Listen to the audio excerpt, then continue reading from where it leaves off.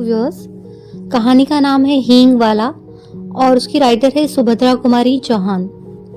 लगभग 35 साल का एक खान आंगन में आकर रुक गया।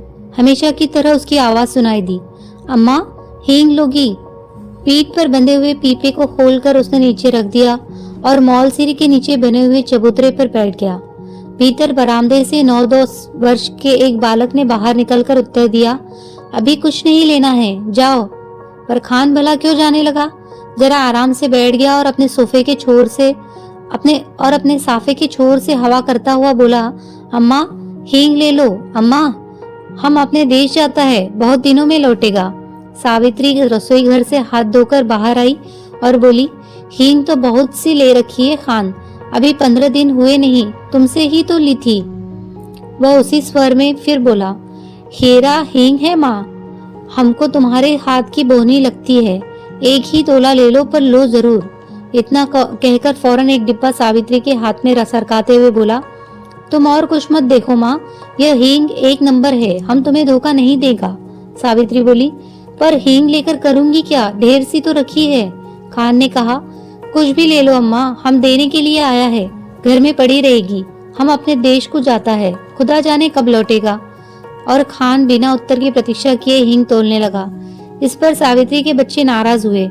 सभी बोल उठे, मत लेना माँ, तुम कभी न लेना, जबरदस्ती तोले जा रहा है।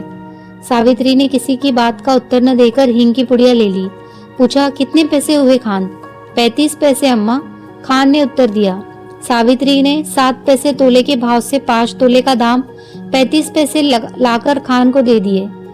खान सलाम करके चला गया, पर बच्चों को माँ की यह बात अच्छी न लगी। बड़े लड़के ने कहा, माँ तुमने खान को पैसे वैसे ही 35 पैसे दे दिए, हींग की जरूरत ही नहीं थी। छोटा माँ से चिढ़कर बोला, दो माँ, 35 पैसे हमको भी दो, हम बिना लिए न रहेंगे।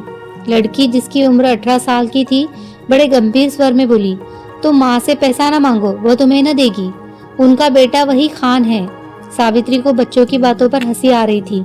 उसने अपनी हंसी दबाकर बनावटी क्रोध से कहा, चलो चलो, बड़ी बातें बनाने लग गए हो, खाना तैयार है, खाओ। छोटा बोला, पहले पैसे दो, तुमने खान को दिए हैं। सावित्री ने कहा, खान ने पैसे के बदले में हींग दी है, तुम क्या दोगे?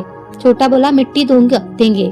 सावित्री हंस पड़ी, अच्छा चलो पहले खाना खा लो, फिर मैं तुम्हें रुपया तुड़वा कर तीनों को पैसे दूंगी। खाना खाते खाते हिसाब लगाया, तीनों में बराबर पैसे कैसे बटे। छोटा कुछ पैसे कम लेने की बात पर बिगड़ पड़ा, कभी नहीं, मैं कम पैसे नहीं लूंगा। दोनों में मारपीट हो चुकी होती यदि मुन्नी थोड़े कम पैसे स्वयं लेना स्वीकार न कर लेती। कई महीने बीत गए, सावित्री की सब हींग खत्म हो गई। इस बीच होली आई। होली के अवसर पर शहर में खासी मारपीट हो गई थी। सावित्री कभी कभी सोचती, हींग वाला खान तो नहीं मार डाला गया। न जाने क्यों उस हींग वाले खान की याद उसे प्रायः आ जाया करती थी। एक दिन सवेरे सवेरे सावित्री उसी मौलसेरी के पेड़ के नीचे चबूतरे पर बैठी कुछ बुन रही थी। उसने सुना उसके पति किसी से कड़े स्वर में कह रहे हैं, क्या काम है, भीतर मत आओ, यहाँ आओ। उत्तर मिला, हींग है मेरा हींग, हेरा हींग। और खान तब तक आंगन में सावित्री के सामने पहुंच चुका था। खान को देखते ही सावित्री ने कहा, बहुत दिनों में आए खान, हींग तो कब की खत्म हो गई। खान बोला, अपने देश गया था अम्मा, परसों ही लौटा हूँ। सावित्री ने कहा, यहाँ तो बहुत जोरों का दंगा हो गया है। खान बोला, सुना, समझ नहीं है लड़ने वालों में। सावित्री बोली, खान तुम हमारे घर चले आए, तुम्हें डर नहीं लगा? दोनों कानों पर हाथ रखते हुए खान बोला, ऐसी बात मत करो अम्मा, बेटे को भी क्या माँ से डर हुआ है जो मुझे होता।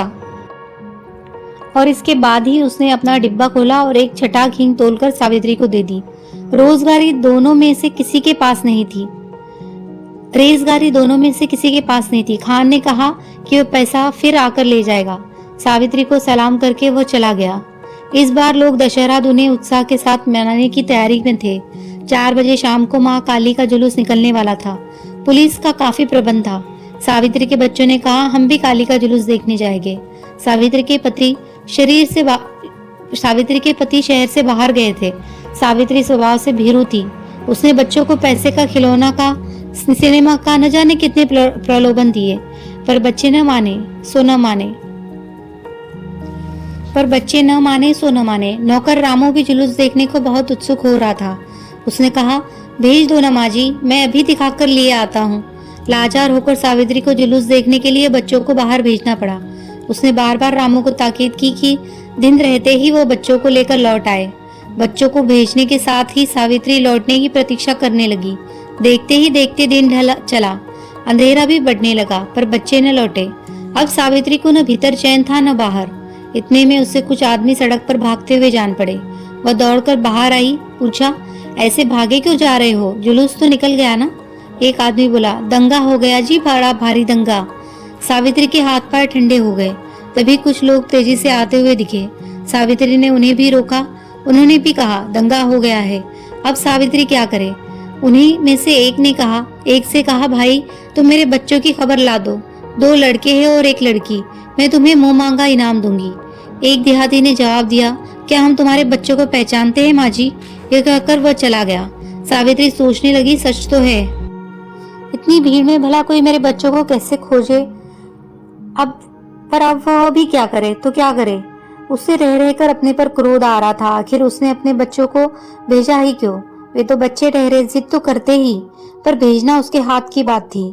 सावित्री पागल सी हो गई। बच्चों की मंगल कामना के लिए उसने सभी देव देवता मना डाले। शोरगुल बढ़कर शांत हो गया। रात के साथ साथ नीरवता बढ़ चली, पर उसके बच्चे लौट कर न आए। सावित्री हताश हो गई और फूट फूट कर रोने लगी। उसी समय उसे वही चिर परिचित स्वर सुनाई पड़ा, अम्मा। सावित्री दौड़कर बाहर आई। उसने देखा उसके तीनों बच्चे खान के साथ सकुशल लौट आए हैं। खान ने सावित्री को देखते ही कहा, वक्त अच्छा नहीं है अम्मा, बच्चों को ऐसी भीड़ भाड़ में बाहर न भेजा करो। बच्चे दौड़कर माँ से लिपट गए।